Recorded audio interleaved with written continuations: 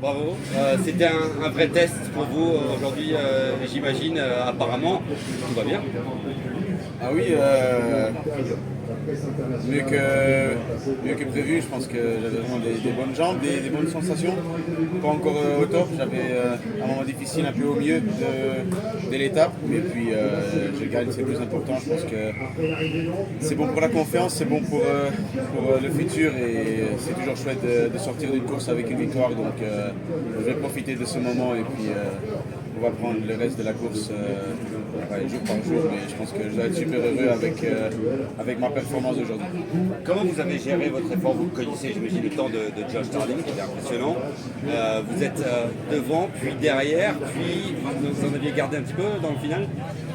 En fait, j'avais des doutes après le deuxième temps intermédiaire parce que je savais que j'étais 2 secondes devant Josh au premier temps, puis au deuxième temps j'étais 1 seconde derrière, donc je me suis dit purée, il va vite, donc déjà là j'avais l'impression que j'avais plus beaucoup de réserve, donc c'était un peu limite, mais puis à la fin j'avais encore quelque chose dans la finale, surtout dans la dernière bosse pour vraiment pousser. Je pense que c'était un avantage pour moi avec le dernier kilomètre en montant, donc je dois dire qu'il a fait un effort impressionnant.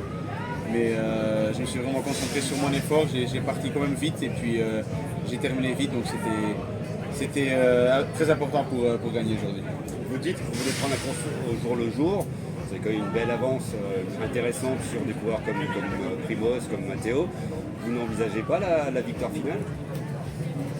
Ça dépendra des gens dans les 3 dernières étapes. Je vais vraiment devoir les prendre jour par jour parce que je ne sais pas comment la forme elle est avec 3 étapes qui se suivent, 3 étapes très dures. Donc je suis content avec ma performance d'aujourd'hui, mais je pense que ça dirait pour le week-end final. Donc jour par jour, et s'il y a un jour que je craque, c'est comme ça. Je pense que j'ai encore beaucoup de travail à faire. J'ai pas eu beaucoup d'entraînement, donc c'est déjà étonnant que je suis déjà sur ce niveau-ci, donc il faut être content et il faut continuer à travailler sur où on est maintenant.